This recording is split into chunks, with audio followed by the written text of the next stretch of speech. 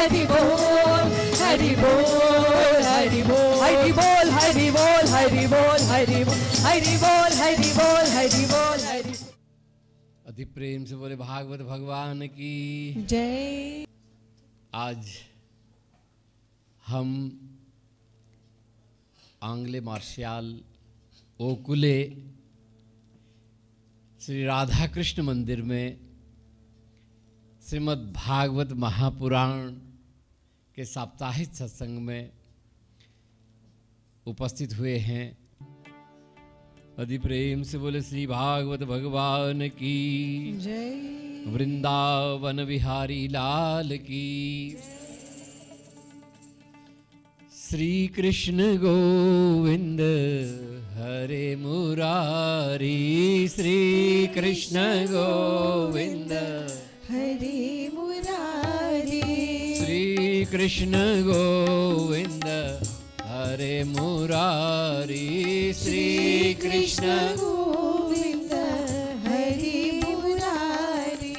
हे नाथ नारायण वासुदेव, हे नाथ सभी लोग बोलिए वासुदेवा, हे नाथ नारायण वासुदेव, हे नाथ नारायण वासुदेवा, हे नाथ नारायण वासुदेव, हे नाथ नारायण वासुदेवा, हे नाथ नारायण वासुदेव, हे नाथ नारायण वासुदेवा, हे नाथ नारायण वासुदेव, हे नाथ नारायण वासुदेवा,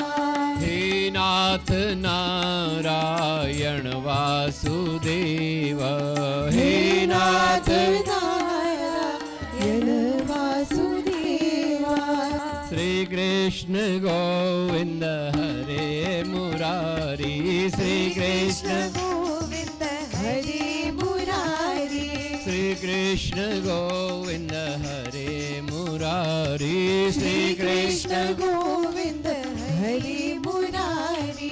हे नाथ नारायण वासुदेव, हे नाथ नारायण हरि बोल।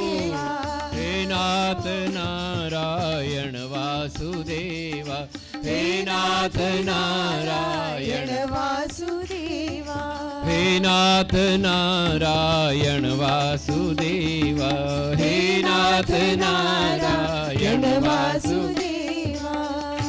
अति प्रेम से बोले श्री भागवत भगवान की जय। कियत काले न तौ जातौ तरुणो तनया उभो, गोकर्णः पंडितो ज्ञानी धुंधुकारी महाखलः।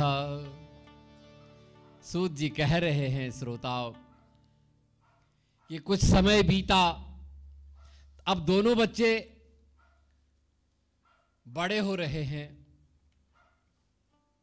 और बहुत अद्भुत बात सूत जी कहते हैं कि दोनों बच्चे बड़े हो रहे हैं, एक ही माँ बाप की संतान है, एक ही चूल्हे का अन्न खा रहे हैं, एक ही जगह पर रहते हैं।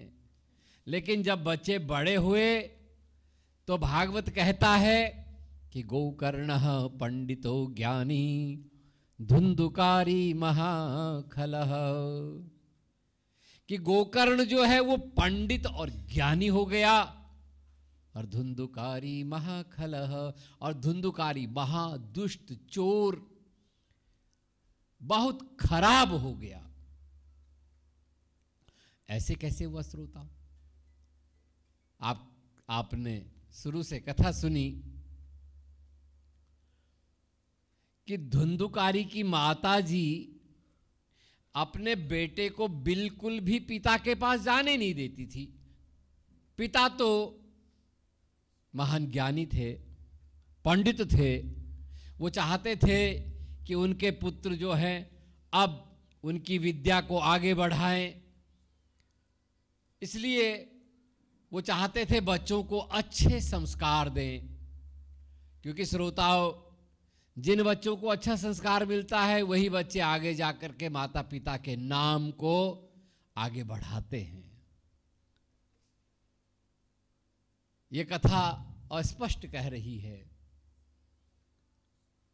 माता जी का चरित्र आपने सुना कि वो कितनी दुष्टा थी। उसका तो दिन भर काम जो है दूसरों की निंदा करना, इसकी बात उधर करना, चुगली करना, लोगों से झगड़ा करना, लोगों को गाली गलौज करना, यही उसका काम था। और वो अपने बेटे को अपने साथ रखती थी। तो बेटा क्या सीख रहा है? बेटा यही सीख रहा है जो मां कर रही है।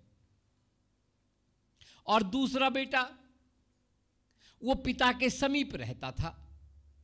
तो पिता तो पंडित था, ज्ञानी था, संध्या वंदन करने वाला था, संस्कारवान था, नित्य प्रतिवेद पाठ करता था, संध्या वंदन करता था, पूजा पाठ करता था। तो इस बेटे को पिता का संस्कार मिला। और इसीलिए भागवत कह रहा है कि गोकर्ण पंडितो ज्ञानी धुंधुकारी महाखल। गोकर्ण पंडित और ज्ञानी हो गया और धुंधुकारी महादुष्ट हो गया, चोर हो गया। इसलिए सावधान श्रोताओं, बच्चों को बचपन से ही अच्छे संस्कार दो। आपके घरों में सभी जगह हनुमान जी की स्थापना की गई है।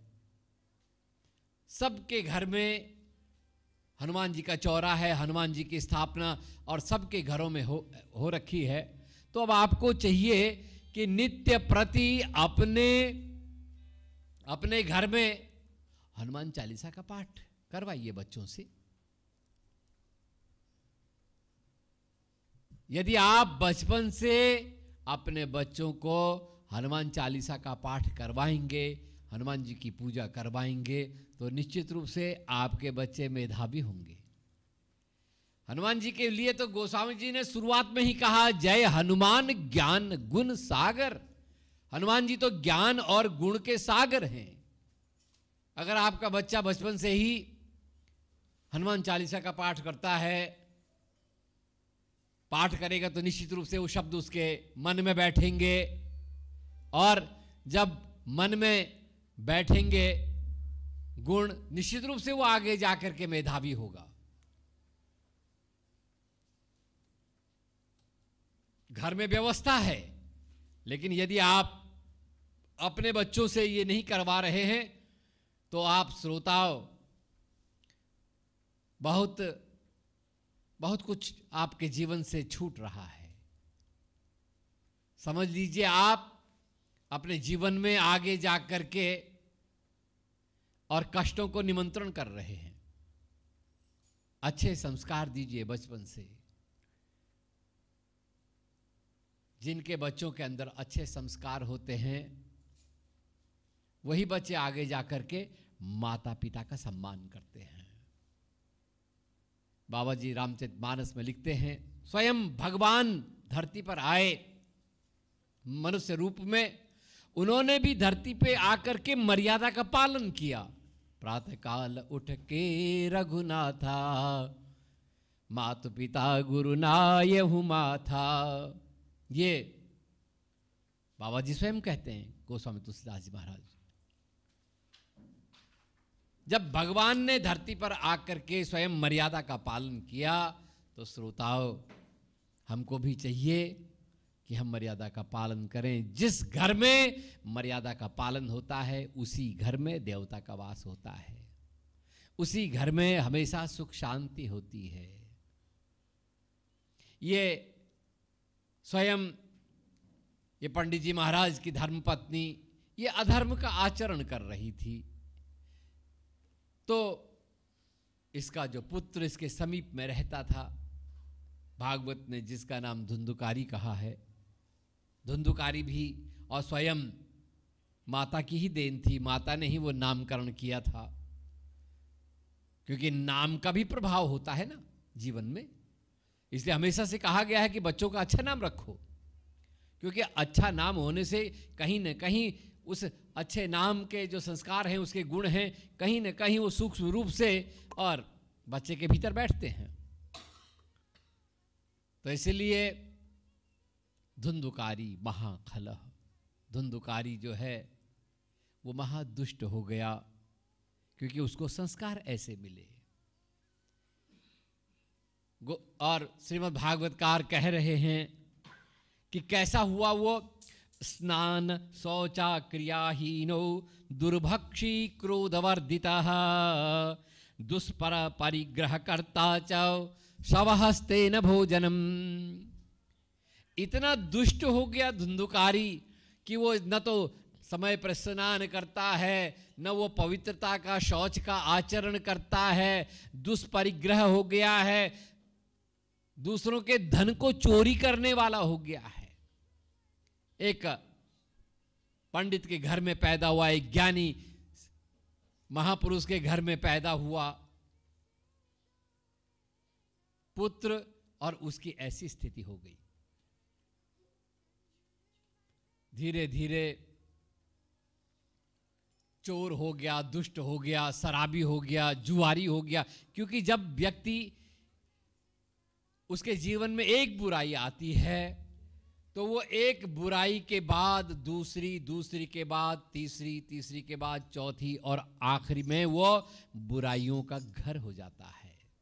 इसीलिए एक महात्मा कहीं पे कह रहे थे कि एक बच्चा जो है, उसके सामने उसकी माता जी की मृत्यु हो गई, वो बच्चे के और एक बूंद आंखों से एक बूंद आंसू भी नहीं निकले उसके, बच्चा छोटा था। और जब उस बच्चे की दूध की बोतल टूटी तब वो रोने लग गया, है ना। तो मतलब दूध की बोतल टूटने पर वो रोने लग गया, लेकिन माँ की मृत्यु पर रोने, क्योंकि वो जो अटैचमेंट है ना, जो सामीप्य है, माँ ने तो दिया नहीं, वो दूध की बोतल से उसको सामीप्य मिला, इसलिए उसका सारा जो सेंटिमेंट्स है वो सब जो है उस बोतल के साथ है, दूध की बोतल के साथ। तो इसलिए सावधान होने की आवश्यकता है। भागवत की ये कथा हमको यही तो शिक्षा दे रही है। और इसलिए भागवतकार कह रहे हैं कि इतना दुष्ट ये हो गया, धीरे धीरे धुंधुकारी को जुआ खेलने की आदत पड़ गई। और श्रोताओं, जब व्यक्ति जुआ खेलता है, यह संसार का इतिहास है, जुए में आज तक दुनिया में कोई जीता नहीं है श्रोताओं, है ना। इसलिए वेदों ने सनातन काल में ही घोषणा कर दी थी, अक्षयीर मां दिव्या, है ना, जुआ मत खेलो,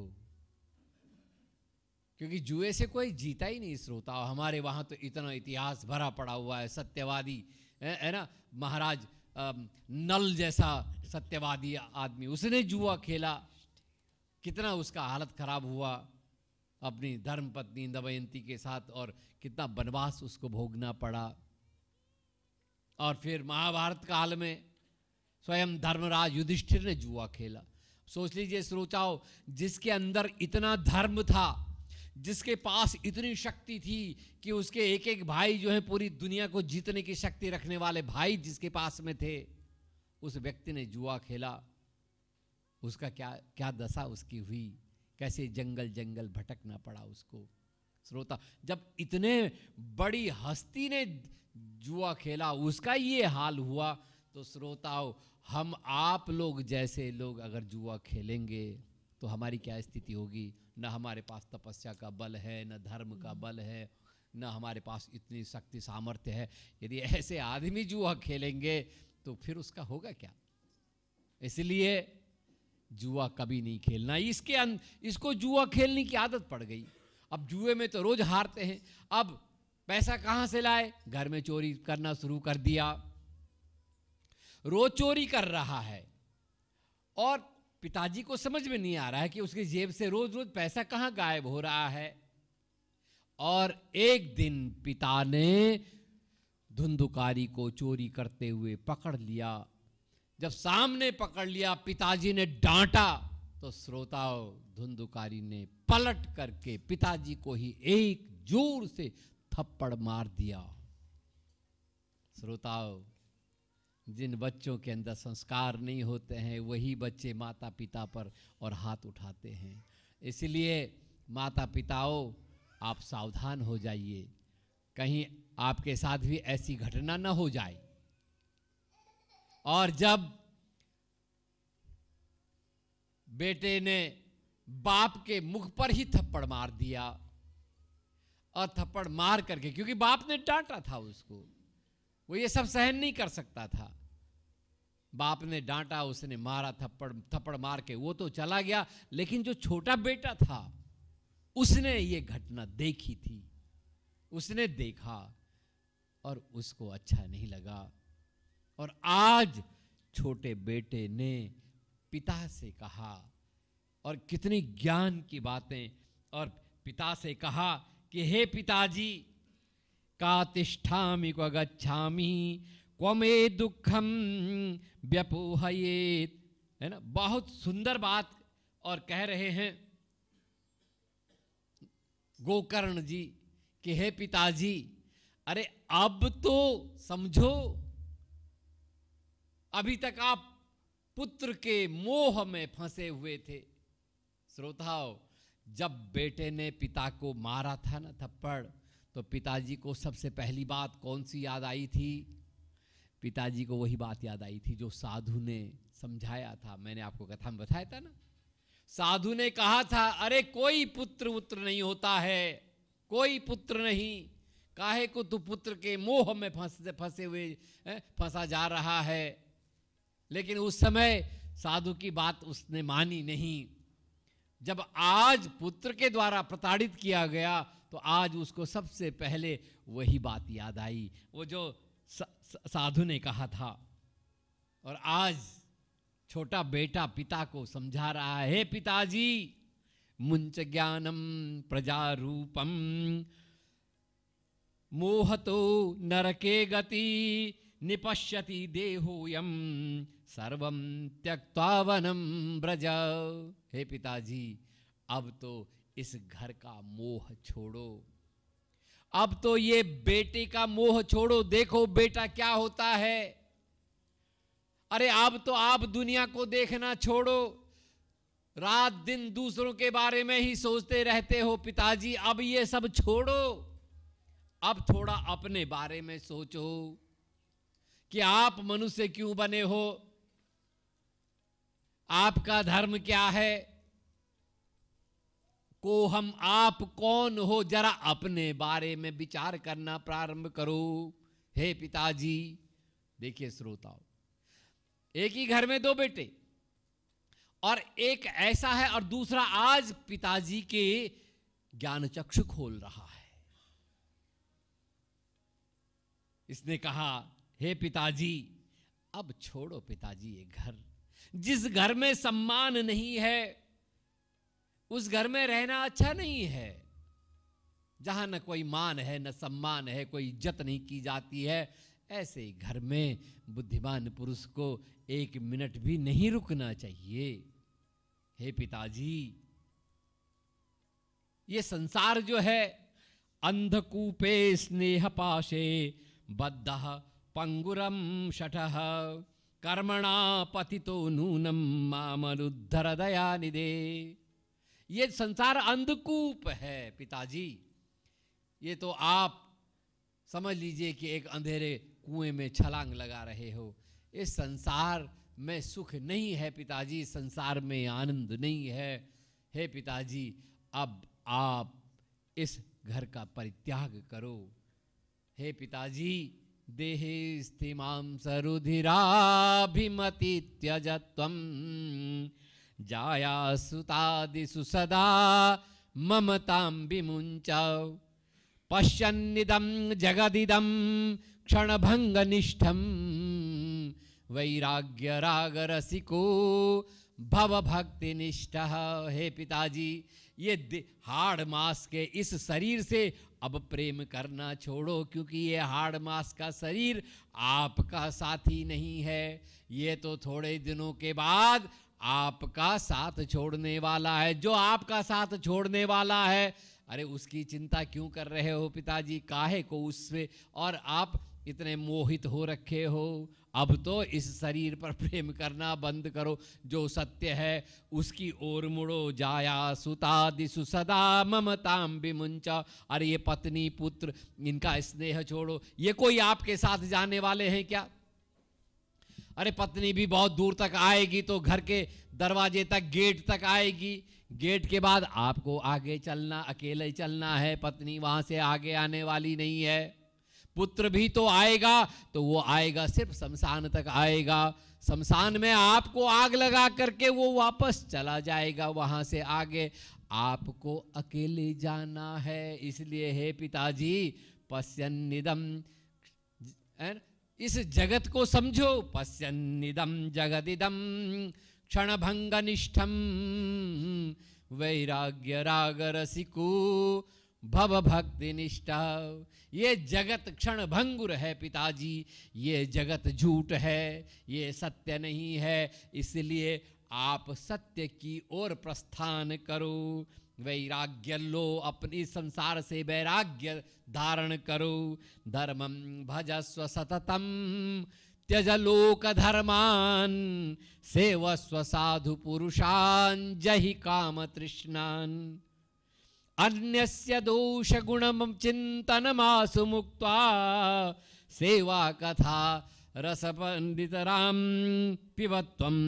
सेवा कथा रसमहु नितराम पिबत्वम। हे पिताजी, धर्मम भजस्व, अब धर्म का पालन करो। जो वास्तविक धर्म है, जो सच्चा धर्म है, उस धर्म का पालन करो। ये जगत क्षण भंगुर है, जगत को छोड़ो। सेवस्व साधु पुरुषान जहि काम तृष्णान। ये सारी तृष्णा, ये सब इच्छाओं का परित्याग करो पिताजी। साधुओं का संग करो। धर्मं भज सततम अन्यस्य दोष गुण चिंतनमासु मुक्ता। अब ये दूसरे का और दोष और गुण का चिंतन करना बंद करो। ये अच्छा है, ये बुरा है, ये सब बंद करो पिताजी। अब आप सेवा कथा रसमहु नितराम पिबत्वम। अब आप हे पिताजी, ये भागवत के 10वें स्कंध का पाठ करो। इस भागवत के रस का पान करो, क्योंकि यही रस जो है अमृत के समान तुल्य है और भागवत ही आपको मुक्ति दिलाएगा। भागवत, श्रीमद् भागवत महापुराण कह रहा है कि एवं सुतोक्ति वसतो पिगृहं विहाय या तो वनम स्थिरमतिर गत 60 वर्ष। आज 60 वर्ष के हो गए हैं। 60 वर्ष, आज 60 वर्ष की अवस्था में, और इसके छोटे बच्चे ने पिताजी के और ज्ञान चक्षु खोल दिए। आज उनके ज्ञान की खिड़की खुल गई। आज बेटे की बात समझ में आई, और जैसे ही बात समझ में आई, युक्तो हरेर अनुदिनम परिचर्ययासो श्री कृष्ण पाप नियतम 10मस्य पाठा। तुरंत जैसे ही बात समझ में आई, आत्मदेव ने तुरंत जो है घर को, पत्नी को, सबको, संसार को छोड़ करके और जंगल में चले गए। वन में जा करके और 10मस्य पाठात, श्रीमद् भागवत महापुराण के 10वें स्कंद का निरंतर पाठ करते हुए अंततो गत्वा मुक्ति को प्राप्त हो गए। अति प्रेम से बोले श्री भागवत भगवान की जय। और इधर श्रोताओं, गोकर्ण जी ने देखा कि अब घर का वातावरण खराब हो गया है, इस घर में रहना अब हानिकारक है। उन्होंने क्या किया? उन्होंने, गोकर्ण जी महाराज ने तीर्थ यात्रा करने के बहाने गोकर्ण महाराज घर से निकल गए। तीर्थ यात्राओं पर वो निकल गए। अनेक तीर्थों का दर्शन कर रहे हैं। तीर्थों में बड़े बड़े साधु महात्माओं का दर्शन हो रहा है, उनसे सत्संग हो रहा है, और गोकर्ण धीरे धीरे अनेकानेक बड़े बड़े महापुरुषों का सत्संग करते करते वो महान ज्ञानी बन रहे हैं। और एक दिन इतने महान ज्ञानी हो गए कि उनकी ज्ञान की जो कीर्ति है वो दिगंतर में फैलने लग गई। गोकर्ण जो हैं और महापुरुष हो गए। श्रोताओ, गोकर्ण जी भी घर से चले गए, पिताजी हैं नहीं, है ना, भय स्वतंत्र न सिर पर को। अब जब सिर पर कोई नहीं है तो स्वतंत्र हो गया, धुंधुकारी स्वतंत्र हो गया। मां ने समझाना चाहा, मां को कौन सुनता है, मां को वो सुनता नहीं है, क्योंकि मां ने उसको गलत गलत संस्कार दिया था, है ना, मां ने ही गलत संस्कार दिए थे। अगर मां ने अच्छा संस्कार दिया होता तो आज मां के सामने ऐसे दिन नहीं। श्रोताओ, मां ने समझाना चाहा लेकिन वो माना नहीं। आखिरकार घर का सारा धन वैभव, भांडे बर्तन तक उसने सब बेच दिए, क्योंकि गंदी आदतें हो गई थी। शराब पीने की आदत, जुआ खेलने की आदत, और फिर कुमार्गामी वैश्याओं के साथ रहने की आदत हो गई। और इस प्रकार से धुंधुकारी जो है महाखल हो गया। अब क्योंकि वैश्याओं का संग कर रहा है, वैश्याएं तो श्रोताओं सिर्फ धन, उनको तो सिर्फ धन चाहिए। उन्होंने धन की याचना की, रोज वो धन मांगते, वो कहां से लाता। घर में चोरी करते करते जो है थक गया, अब तो घर में कुछ नहीं है। एक दिन देखा उसने कि मां के गले में एक सोने का हार बचा हुआ है, उसने पकड़ करके मां से मांगा कि अब ये हार मुझे दे। मां ने कहा नहीं, यही तो एक आखिरी निशानी तेरे पिताजी की रह गई है, मेरे पति की आखिरी निशानी, मैं इसको नहीं दूंगी। श्रोताओ, उसने अपनी मां की चुटिया को पकड़ करके घर से खींच करके बाहर दरवाजे पे लाया और जोरों से वो चैन खींच करके मां को एक लात जोरों से मार करके गिरा करके वो वहां से चल पड़ा। धुंधली अवाक, आज उसकी समझ में कुछ नहीं आ रहा है। आज उसको क्या याद आ रहा है कि उसके पति ने कितना उसको समझाया था कि तू ऐसा गलत संस्कार मत दे बच्चों को, तू सत्कर्म कर, अच्छा कर्म कर। लेकिन उसने पति की बात कभी नहीं मानी और आज उसका परिणाम दिखा। आज उसने चारों तरफ देखा, उसकी सहायता करने वाला कोई नहीं है, कोई उसकी सहायता करने वाला नहीं है। और आखिरकार धुंधली वहां से उठी और इतना दुख उसको हुआ, इतना कष्ट हुआ, इतना व्याकुल वो हो गई कि उसने अब कोई रास्ता उसको दिखाई नहीं दिया। और आखिरकार वो दौड़ करके श्रोताओं गांव में, और जो सबसे बड़ा कुआं था वहां जा करके छलांग लगा करके उसने आत्महत्या कर दी। श्रोताओं, ऐसे माता पिता के सामने अब कोई दूसरा रास्ता नहीं होता है। जो माता पिता बच्चों को अच्छे संस्कार नहीं देते हैं, आखिर में ऐसे माता पिता की ये दशा होती है। इसलिए सावधान। अब तो घर में माँ भी नहीं है, भाई तो चला गया घर से, पिता है ही नहीं। भागवत कह रहा है कि पंच पण्य बधूव्रता।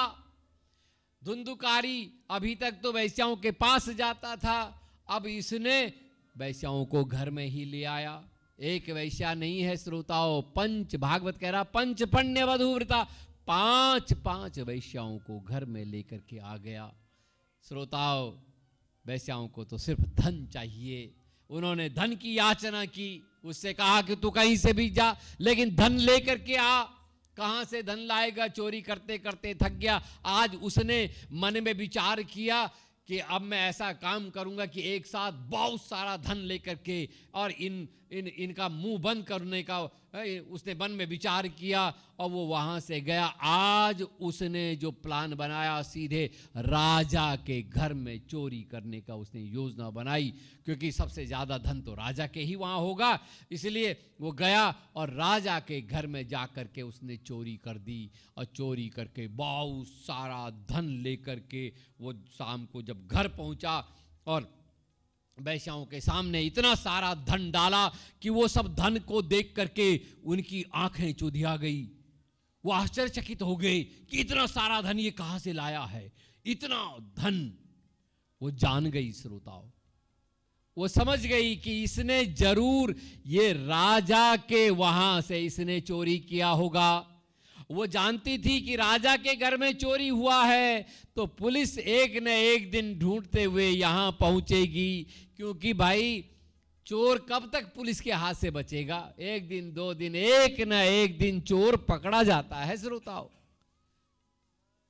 पुलिस आएगी और जब यहां आएगी तो धन दिखाई देगी, ये तो चोर है ही, लेकिन पुलिस हमको भी साथ ले जाएगी, क्योंकि श्रोताओं चोर के साथ जो खड़ा रहता है पुलिस उसको भी नहीं छोड़ती है, पुलिस उसको भी लेके चले जाती है।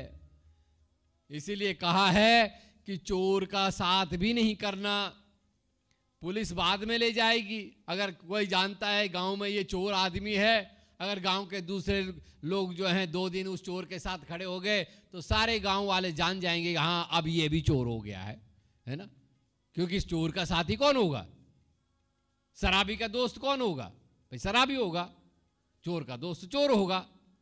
इसलिए इन्होंने विचार किया कि भाई अब निश्चित रूप से पुलिस एक दिन यहाँ आएगी और हमको पकड़ करके ले जाएगी, और हमको जो है ना, उस जमाने में तो सबसे छोटी सजा जो है वो फांसी की होती थी, तो निश्चित रूप से और हमको फांसी हो जाएगी।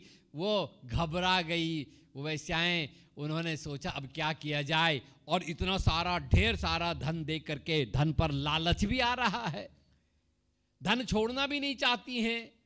और तब उन्होंने, श्रीमद् भागवत महापुराण कह रहा है कि उन्होंने योजना बनाई, और योजना बना करके शाम को जब धुंधुकारी आया तो उसको उन्होंने खूब सारा शराब पिलाया, और शराब पिला करके उन्होंने देख लिया कि ये अब अपने होश में नहीं है, ये कुछ नहीं कर सकता है हमारा।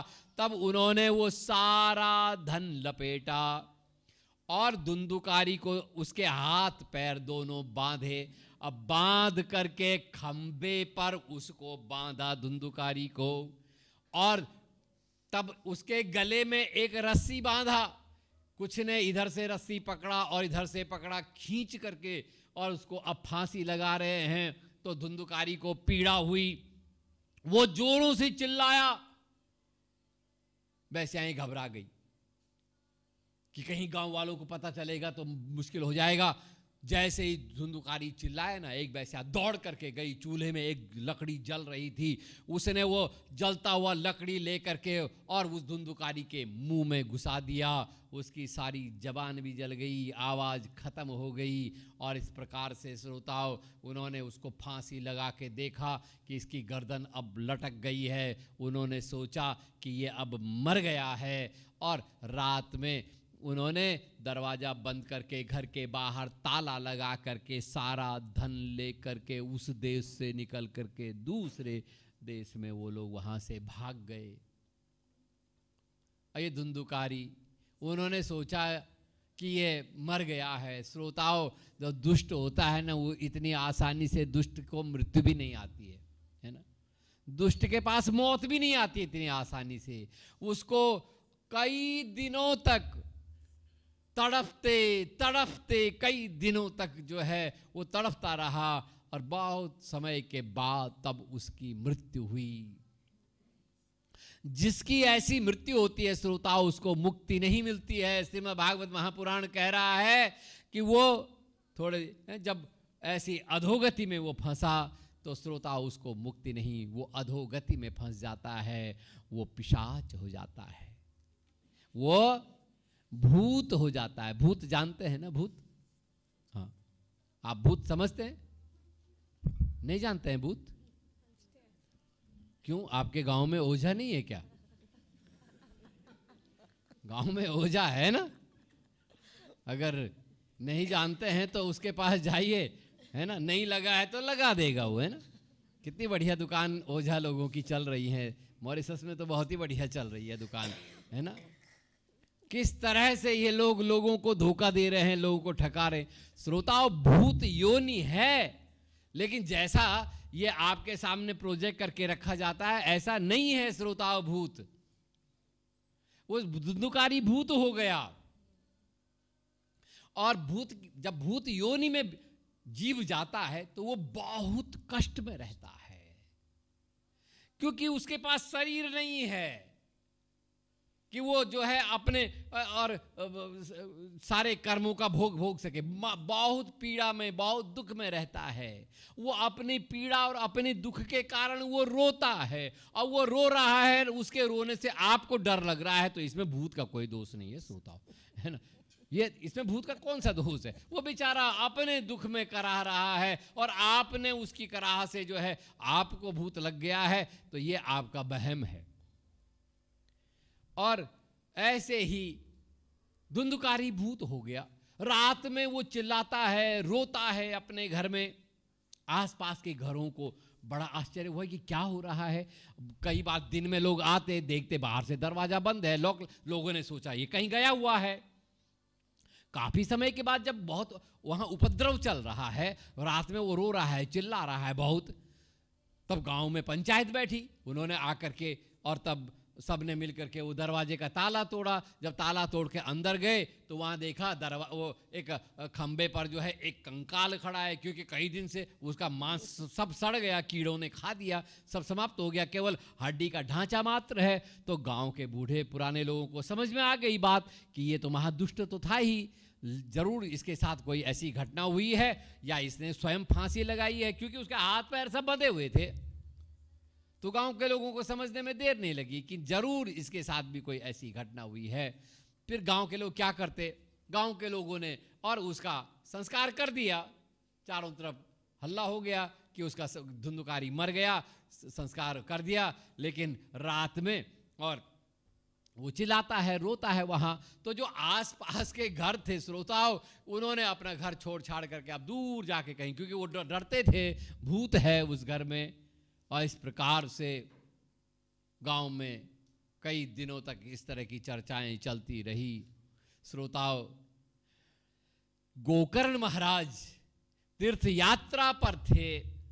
उनको तीर्थ यात्रा में ही पता चला वहां कि घर में भाई की मृत्यु हो गई है, माताजी की मृत्यु हो गई है। तो वो तीर्थ यात्रा करते करते अपने पितरों का भी और पिंड इत्यादि करते करते आखिर में गोकर्ण महाराज गया में पहुंचे। वो गया में गए। गया, मालूम है आपको, गया जो है पितरों का सबसे बड़ा तीर्थ माना जाता है। गया भारत में बिहार प्रदेश में, बिहार में पड़ता है। बिहार में एक जगह है गया कहते हैं, वहाँ पर भगवान ने वहाँ पर गयासुर का विनाश किया था। तो गया में शास्त्र कहता है कि जब जिसके लिए गया में पिंडदान कर दिया गया है, तो अब उसको पिंडदान करने की जरूरत नहीं होती है, अब उसकी मुक्ति हो जाती है, शास्त्रों में कहा है।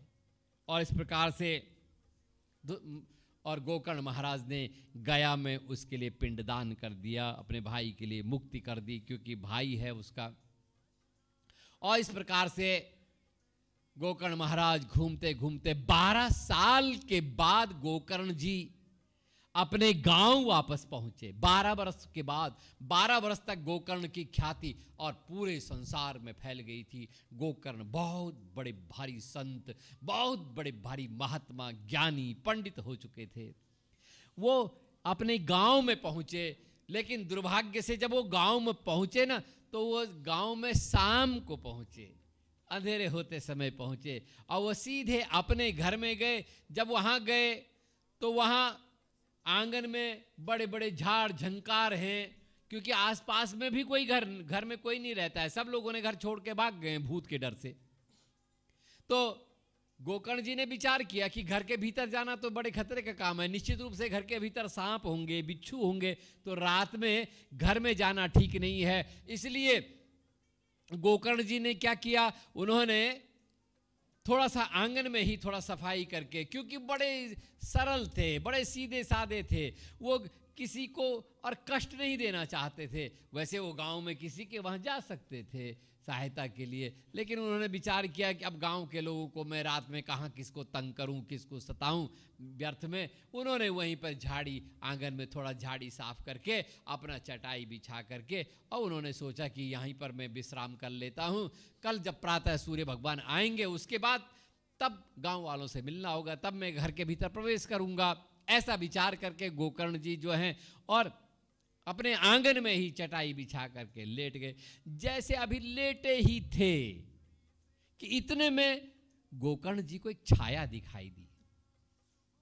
वो छाया दिखाई दी, गोकर्ण जी को समझ में नहीं आया क्या हो रहा है। फिर वो छाया इधर से उधर, उधर से इधर, तो गोकर्ण जी को लगा क्या हो रहा है। गोकर्ण जी समझ गए कि निश्चित रूप से ये कोई न कोई जो अधोगति में फंसा हुआ जीव है वही है। ये कौन हो सकता है अधोगति में फंसा हुआ।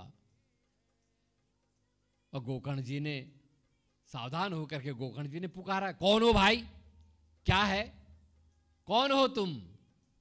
श्रोताओ, वहां से सिर्फ रोने की आवाज, सिसकियां आई, खाली सिसकियां, आवाज नहीं आई। आवाज कैसे आती, क्योंकि उन्होंने तो उसकी जबान को जला दिया था। धुंधुकारी की जबान को वैश्याओं ने जला दिया था। आवाज नहीं थी, खाली सिसकियां आई, सिसकियां, रोते हुए सिसकियां। गोकर्ण जी समझ गए कि ये जरूर कोई और भटकी हुई आत्मा है जो अधोगति में फंसी हुई है। कौन है। तब गोकर्ण जी ने अपने कमंडलू से गंगा जल निकाल करके अभिमंत्रित किया और अभिमंत्रित करके उस दिशा में उन्होंने उस जल को प्रक्षेपण किया और उसके बाद वहां से आवाज आई। गोकर्ण जी ने पूछा कौन हो, तो वहां से आवाज आई कि हे भैया, तुमने पहचाना नहीं मुझे। कहा कौन। कहा मैं तेरा बड़ा भाई, तुम्हारा बड़ा भाई, मैं धुंधुकारी। गोकर्ण जी को आश्चर्य हुआ। गोकर्ण जी ने कहा तुम मेरे बड़े भाई धुंधुकारी हो, तो फिर तुम यहां क्या कर रहे हो। मैंने तो तुम्हारी मुक्ति के लिए गया में पिंड कर दिया था। मैंने तुमको मुक्त करने के लिए और गया में पिंड कर दिया था। तुम अधोगति में कैसे हो। ये कैसे हो सकता है कि तुम अधोगति में हो। मैंने तो तुम्हारे लिए सभी तीर्थों में जाकर के और पिंड कर दिया था, और गया में भी मैंने तुम्हारे लिए पिंड कर दिया था।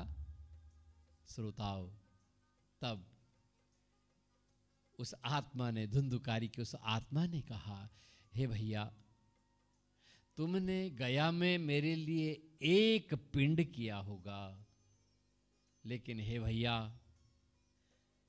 मैंने जो कर्म किए थे ना, उन कर्मों से और एक पिंड से मुक्ति नहीं हो सकती। भागवत कह रहा है कि गया श्राद्ध सते नापि मुक्तिर्मे न भविष्यति उपायम परम किंचित त्वं विचारय सांप्रतम। मैंने हे भैया ऐसे ऐसे दुष्कर्म किए हैं, इतने खराब कर्म किए हैं कि मेरी मुक्ति पिंड दान करने से नहीं हो सकती है।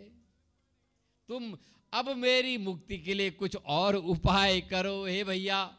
श्रोताओ, ये श्रीमद् भागवत महापुराण कहता है, क्योंकि ज्ञानीजन कहते हैं कि पिंड दान करने से पितर प्रसन्न होता है, पितर आशीर्वाद देता है, पिंडदान करने से वंश की वृद्धि होती है। लेकिन श्रोताओ, पिंडदान करने से मुक्ति नहीं होती है। भागवत कह रहा है ना। मुक्ति कब होगी। मुक्ति श्रोताओ, कोई दूसरा किसी दूसरे के लिए मुक्ति नहीं कर सकता है। मुक्ति के लिए तो स्वयं प्रयत्न करना पड़ता है। जब तक आप स्वयं प्रयत्न नहीं करोगे, आपकी मुक्ति नहीं हो सकती। कोई दूसरा आपको मुक्ति करवा ही नहीं सकता है ही नहीं ऐसा। श्रोताओ, पिंडदान करने से पितर प्रसन्न होता है, वो आशीर्वाद देता है, वंश की वृद्धि होती है। इसीलिए धुंधुकारी कह रहा है कि गया श्राद्ध सते ना। यदि हे भैया आपने एक बार श्राद्ध किया हुआ, अगर आप 100 बार भी करते श्राद्ध वहां पर, तब भी मेरी मुक्ति नहीं हो सकती, क्योंकि मैंने कर्म ही ऐसे किए हैं, मैंने इतने दुष्कर्म किए हैं भैया कि मेरी मुक्ति इससे नहीं हो सकती है। इसलिए भैया अब तुम मेरी मुक्ति के लिए कोई दूसरा उपाय खोजो, कोई दूसरा उपाय करो।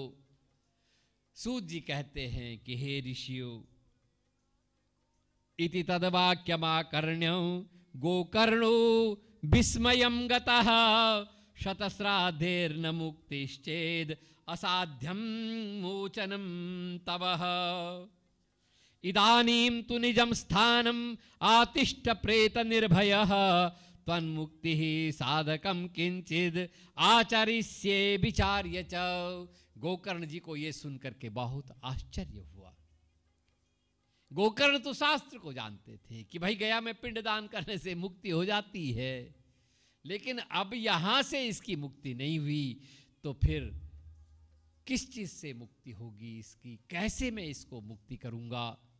बहुत प्रयत्न किया, बहुत सोच विचार करके गोकर्ण जी ने कोशिश की, लेकिन गोकर्ण जी को सफलता नहीं मिली। तब गोकर्ण जी ने धुंधुकारी से कहा, उस प्रेत से कहा कि भैया कोई बात नहीं, तुम थोड़ा सा धैर्य धारण करो, तुम थोड़ा सा धैर्य धारण करो, तुम इसी जगह पर निर्भय होकर के बैठ जाओ, तुम चिंता मत करो, निश्चिंत होकर के तुम बैठो, मैं तुम्हारी मुक्ति के लिए कोई न कोई उपाय करता हूं। मैं तुम्हारी मुक्ति के लिए प्रातःकाल मेरे जो इष्ट देवता हैं, जिनकी मैं रात दिन उपासना करता रहता हूं, अपने आराध्य भगवान सूर्य नारायण से मैं प्रातःकाल पूछूंगा तुम्हारी मुक्ति के, कि तुम्हारी मुक्ति कैसे की जाए। इसलिए हे भैया तुम तब तक शांत चित्त बैठो, तुम निर्भय होकर के बैठो, निश्चिंत होकर के बैठो, तुम्हारी मुक्ति का कहीं न कहीं कोई न कोई उपाय मुझको जरूर मिलेगा। मैं अपने आराध्य से पूछूंगा, क्योंकि भगवान गोकर्ण महाराज गायत्री के उपासक थे, है ना, गायत्री मंत्र के उपासक थे, और गायत्री मंत्र वेदों का सर्वश्रेष्ठ मंत्र है। आप जानते हैं श्रोताओं, गायत्री मंत्र से किस देवता की पूजा होती है? गायत्री मंत्र गायत्री माता। श्रोताओं, गायत्री मंत्र से गायत्री माता, हमने गायत्री मंत्र को ही माता कहा है, क्योंकि हिंदू धर्म में जो सर्वश्रेष्ठ होता है हम उसको मां का दर्जा देते हैं, है ना। मातृदेवो भव, मां सबसे श्रेष्ठ देवता है। तो हमारे जीवन में जो भी श्रेष्ठ होता है हम उसको मां का दर्जा देते हैं। जैसे गौ माता, क्योंकि गाय सर्वश्रेष्ठ है तो हमने उसको कौन सा दर्जा दे दिया? मां का दर्जा, गौ माता, है ना। पृथ्वी सर्वश्रेष्ठ है, इसलिए हम पृथ्वी को किसका दर्जा दिया हमने? धरती माता, हम मां कहते हैं धरती को भी। तो इसलिए जो मंत्रों में सर्वश्रेष्ठ मंत्र है वो गायत्री मंत्र है। हमने गायत्री मंत्र को भी मां का दर्जा दे दिया है, लेकिन गायत्री वैसे कोई माता नहीं है, लेकिन हमने दर्जा दिया है ना मां। जैसे पृथ्वी माता है, गौ माता, ऐसे ही मंत्रों में गायत्री माता है। लेकिन गायत्री मंत्र से जिस देवता की पूजा होती है श्रोताओ, वो देवता कौन है? वो भगवान सूर्य हैं, तत्सवितुर, है ना। सविता जो है वो भगवान सूर्य का नाम है, तत्सवितुर वरेण्यम, है ना।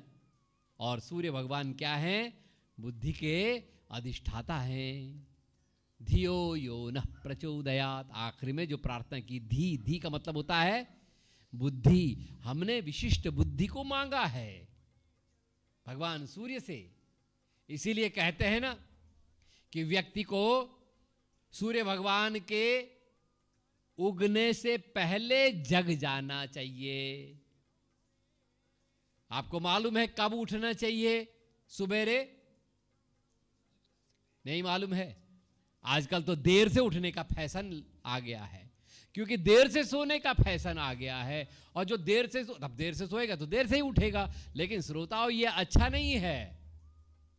नेचर के हिसाब से होना चाहिए। आपने चिड़ियाओं को देखा ना, पक्षियों को, वो कब सोती हैं? जैसे ही अंधेरा होता है, रात्रि प्रारंभ होती है, रात्रि के प्रथम प्रहर में ही सारी पक्षियां जो हैं वो सो जाते हैं, सारे जानवर जो हैं वो सो जाते हैं। और उठते कब हैं? ब्रह्म मुहूर्त में। जैसे ही प्रकाश थोड़ा सा दिखता है वो सब जाग जाते हैं। इसका अर्थ होता है हमको भी सूर्य के आने से पहले जागना चाहिए। इसीलिए हमारे शास्त्रों में एक बात कही है श्रोताओं, आप लोग ध्यान दीजिए और इस बात को आप अपनी डायरी में नोट कर देना। शास्त्रों में कहा है, महात्मा लोग कहते हैं कि जो आदमी सूर्योदय के बाद तक सोता रहता है, सूर्य के आने के बाद तक जो आदमी सोता रहता है, उस आदमी की सूरत को देखने से भी पाप लगता है। ये मैं नहीं कह रहा हूं श्रोताओं, ये शास्त्रों की बात है। शास्त्र में कहा है, नीति शास्त्रों में कहा है कि जो आदमी सूर्योदय के बाद तक सोता है, उस आदमी की सूरत देखने से भी पाप लगता है। इसलिए आज के बाद श्रोताओं ऐसी गलती मत करना, क्योंकि आज तक आप अनजान थे। अनजाने में की हुई गलती माफ हो जाती है, लेकिन जानबूझ करके जो गलती करता है उसकी सजा माफ नहीं होती है। श्रोताओं, आज तक आपने किया माफ है ना, लेकिन आज के बाद, क्योंकि अब आपको पता चल चुका है, इसलिए आज के बाद ये गलती मत करना। और ये भी देखा गया है कि जो व्यक्ति सूर्य के उदय होने से पहले जाग जाते हैं, उन लोगों का जीवन दीर्घ होता है, वो दीर्घजीवी होते हैं। आप चाहते हैं कि आपका जीवन दीर्घ जीवन हो, और ऐसे लोग बहुत कम बीमार भी होते हैं, उनको रोग, क्योंकि श्रोताओं जिस समय ब्रह्म मुहूर्त होता है, इसीलिए ब्रह्म मुहूर्त की और बहुत महिमा गाई गई है। जिस समय ब्रह्म मुहूर्त होता है, सूर्योदय के एक घड़ी पहले से, जैसे ही है ना हल्का सा प्रकाश, उस समय जो वातावरण होता है, जो हमारा है ना ये सारा एटमॉस्फेयर होता है, इसमें एक अद्भुत शक्ति का और संचरण रहता है। एक अथाह शक्ति बहती है जो भगवान सूर्य से और निकलती है। वो शक्ति जो है वो बहती रहती है, क्योंकि वो शक्ति जब सूर्य भगवान प्रकट हो जाते हैं तब वो वहाँ से समाप्त हो जाती है। तो जो लोग प्रातःकाल सूर्य के उगने से पहले और उठ जाते हैं, उन लोगों को वो शक्ति प्राप्त होती है। इसीलिए कहा गया है कि सूर्योदय से पहले उठ करके थोड़ा सा संध्या वंदन करो, ध्यान करो। संध्या कब करनी चाहिए? संध्या समझते हैं श्रोताओं? संध्या जानते हो ना? संध्या करते हैं सभी हिंदू ही है ना, क्योंकि हिंदू तो जब तक संध्या नहीं करता उसको हिंदू नहीं हिंदू की पहचान क्या है? जो संध्या बंधन करता है। जो संध्या नहीं करता है, चाहे वो रोज साड़ी पहनती हो, यहां से यहां तक सिंदूर लगाती हो, लेकिन संध्या नहीं करते, वो हिंदू नहीं है। वो खाली हिंदू होने का नाटक कर रही है ना। जो धोती कुर्ता पहन रहा है, यहां से यहां तक टीका लगा रहा है, संध्या नहीं कर रहा है, तो वो हिंदू नहीं है, वो खाली हिंदू होने का नाटक कर रहा है। श्रोताओ, हिंदू की सबसे बड़ी शक्ति है संध्या। जब पढ़ाया जाता है, जो खास तौर से जब पुरोहित वर्ग पढ़ता है, तो वहां उनको शिक्षा दी जाती है, क्योंकि पुरोहित की सबसे बड़ी शक्ति क्या है? उसकी संध्या, उसका जप। ये कब करना चाहिए? प्रातःकाल सूर्योदय से पूर्व। इसीलिए सूर्योदय से पहले संध्या की जाती है। वैसे संध्या त्रिकाल है ना, तीनों समय संध्या करने का हमारे शास्त्रों ने निर्देश किया है। प्रातःकाल, मध्याह्न काल और सायंकाल 3 बार संध्या होती है। प्रातःकाल कब संध्या होती है? कहा उत्तमो तारकोपेता, मध्यमा लुप्त तारका, अधमा सूर्य सहिता प्रातः संध्या त्रिधा मता। ऐसे कहा है कि सबसे उत्तम प्रकार की संध्या कब की जाती है? जिस समय आकाश में तारे रहते हैं। अभी सूर्य नहीं निकला है लेकिन तारे हैं, उस समय बैठ करके जो मेडिटेशन ध्यान संध्या करता है वो उत्तम प्रकार की संध्या होती है। और मध्यम प्रकार की संध्या कब है? तारे नहीं हैं, सूर्य भी नहीं है लेकिन तारे भी नहीं है, वो मध्यम सेकंड क्लास का। और थर्ड क्लास की संध्या कौन सी है? सूर्य आ गए उसके बाद जो संध्या होती है वो लास्ट क्लास की संध्या है। प्रातः संध्या त्रिधा मता। तो सुबेरे संध्या करने का जो समय होता है सूर्योदय से पहले, जब तक तारे आकाश में दिखते हैं उस समय की जानी चाहिए। वो ब्रह्म मुहूर्त आजकल वो समय होता है सुबह 4 बजे का, है ना। तो इसलिए 4 बजे संध्या करना है तो कब जागना होगा, है ना। हाँ, ब्रह्म मुहूर्त वहां से शुरू होता है, एकदम 3:30 बजे से। 3:30 बजे जागो, जल्दी स्नान इत्यादि करके फिर संध्या करो। संध्या करने से आपका मन, आपकी बुद्धि, आपका शरीर, तीनों श्रोताओं स्वस्थ होता है, निर्मल होता है। इसलिए संध्या की बहुत महिमा गाई गई है। और सूर्य भगवान की उपासना, जो गायत्री मंत्र है वो सूर्य भगवान की उपासना का मंत्र है। उसी मंत्र से भगवान सूर्य को और सूर्य के नामों का जप करते हुए सूर्य की उपासना की जाती है।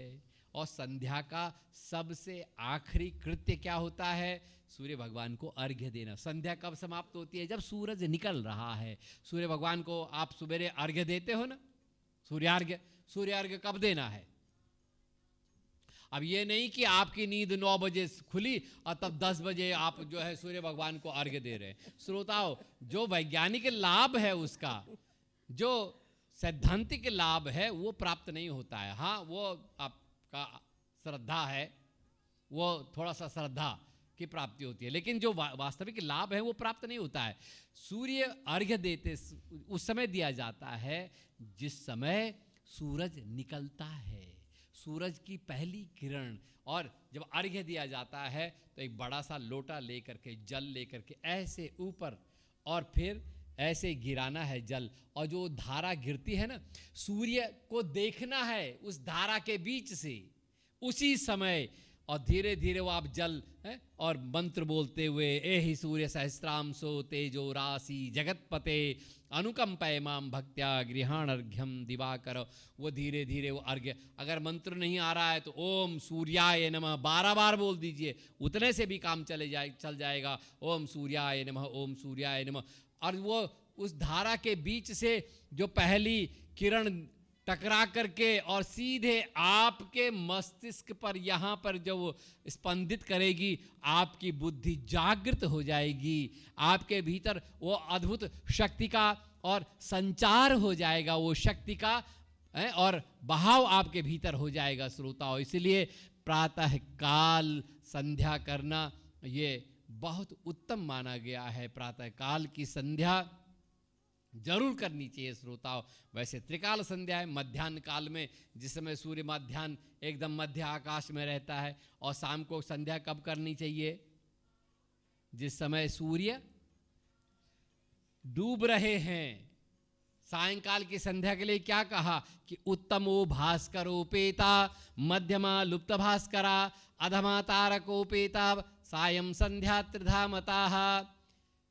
जो सबसे बढ़िया शाम की जो संध्या करने का जो समय है वो सबसे सर्वोत्तम समय जो होता है जिस समय सूर्य हैं आकाश में, मतलब डूब रहे, दिख रहे हैं डूबते हुए, उस समय संध्या की जानी चाहिए। वो प्रथम प्रकार की है। और जब सूरज नहीं है, तारे भी नहीं हैं, सूरज भी नहीं है, उस समय जो संध्या होती है वो सेकंड क्लास की है। और थर्ड क्लास की संध्या शाम के लिए जब तारे आकाश में आ गए, ये त्रिधा मता है। तो भगवान सूर्य की उपासना ये सर्वश्रेष्ठ उपासना है। गोकर्ण जी ने कहा भैया चिंता मत करो, मैं अपने आराध्य भगवान सूर्य नारायण से कल सुबेरे और तुम्हारे सवाल के बारे में पूछूंगा, तुम्हारी मुक्ति के बारे में पूछूंगा। बस रात भर धुंधुकारी बैठ करके प्रतीक्षा कर रहा है कि अब निश्चित रूप से मेरी मुक्ति होगी, अब मैं मुक्त होऊंगा। विश्वास मन में बैठ गया। श्रोताओं, प्रातः काल ब्रह्म मुहूर्त हुआ। गोकर्ण जी ने अपनी संध्या वंदन समाप्त की और भगवान सूर्य जैसे ही प्रकट हुए, तुभ्यम नमो जगत साक्षिन् ब्रूहि मे मुक्ति हेतुकम तच्छ्रुत्वा दूरतः सूर्यः स्फुटतमित्यभासतः ततः सर्वे सूर्यवाक्यं तन्मुक्तो स्थापितं परं गोकर्णः स्तंभनं चक्रे सूर्यवेगस्य वै तदा। कैसा संत था श्रोताओं गोकर्ण। भगवान गोकर्ण जो हैं, गोकर्ण महात्मा गोकर्ण, कितनी सामर्थ्य थी कि जब भगवान सूर्य आए तो उन्होंने अपने मंत्र बल से सूर्य नारायण के रथ को रोक दिया। कितना बल था, तपस्या का बल, संध्या का बल। यही तो होता है श्रोताओं, संध्या का बल। जो व्यक्ति नित्य संध्या करता है उसके भीतर अथाह शक्ति पैदा हो जाती है। उन्होंने भगवान सूर्य के रथ को रोक दिया। सूर्य भगवान से पूछा कि हे भगवान, हे जगत साक्षिन, आप जगत के साक्षी देवता हैं। श्रोताओं, सूर्य जगत के प्रत्यक्ष देवता हैं, क्योंकि आप रोज सूर्य भगवान को अपनी आंख से देखते हो। बाकी देवता आपको नहीं दिखाई देते, आपने नाम सुना है, लेकिन सूर्य कैसे देवता है जिसको आप रोज देखते हो। जगत साक्षिन, जगत के साक्षी हैं भगवान सूर्य। इसलिए तो शादी में सूर्य भगवान को साक्षी माना जाता है ना, एक विटनेस भगवान सूर्य भी होते हैं विवाह में। तो क्योंकि वो साक्षात दर्शन होते हैं सूर्य के। तो गोकर्ण जी ने रोका सूर्य भगवान को, और सूर्य भगवान को रोक करके उन्होंने सूर्य भगवान से पूछा कि हे सूर्य भगवान, मेरे भाई की मुक्ति का मुझे उपाय बताओ, मैं इसको कैसे मुक्त करूं। और श्रोताओं, तब भगवान सूर्य ने और गोकर्ण जी से कहा कि हे भैया, हे गोकर्ण, अगर तू चाहता है तेरे भाई की मुक्ति हो, जो तेरा भाई पिशाच बन गया है, प्रेत योनि में फंसा हुआ है, यदि तू उसकी मुक्ति करना चाहता है तो कहा कि श्रीवद् भागवतान मुक्ति ही सप्ताहम वाचनम कुरु इति सूर्यवचः सर्वेर धर्म रूपम तु विस्तृतम। हे गोकर्ण, श्रीमद् भागवत महापुराण से ही तेरे भाई की मुक्ति हो सकती है। तो श्रोताओं, सोच लीजिए कि श्रीमद् भागवत महापुराण कैसा है, जिससे प्रेत पिशाच अगर सुनेंगे तो उनको भी मुक्ति मिल जाएगी, भूत भी सुनेगा तब उसको भी मुक्ति मिल जाएगी। श्रोताओं, तो अगर हम आप लोग सुनेंगे तो हमको मुक्ति मिलेगी या नहीं मिलेगी? सो गए? जागे है ना? तो अब बताइए कि हमको मुक्ति मिलेगी या नहीं मिलेगी? मिलेगी। जब भूत पिशाच को मुक्ति मिल सकती है भागवत कथा सुन करके, तो श्रोताओं, हम लोग तो निश्चित रूप से मुक्त होंगे। हम बहुत भाग्यशाली हैं कि हमको भागवत की कथा सुनने का और अवसर प्राप्त हो रहा है। अति प्रेम से बोले श्री भागवत भगवान की। और तब गोकर्ण महाराज ने श्रीमद् भागवत महापुराण की कथा सुनाई थी। श्रोताओं, बहुत सुंदर कथा है, लेकिन आज समय समाप्त हुआ चला जा रहा है।